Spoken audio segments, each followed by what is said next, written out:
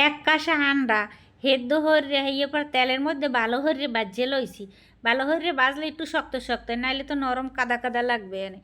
তাই আন্ডাগুলো রানমুখী দিয়ে ভাবছি একটু আলু দিয়ে রান্ধি। তা আলু আর টমেটো, হলদি, মরিচ, নুন, পেঁয়াজ, আদা রসুন হইয়ে দিয়া পাল্লের মধ্যে ভালো হরে খুরসিনিতে উল্টাই পাল্টাই একবারে কষাইছি, নিচে একবার লাগিয়ে গেছে পাল্লের। হইয়ে পরে এর মধ্যে একটু পানি ঢেলিয়ে দিম।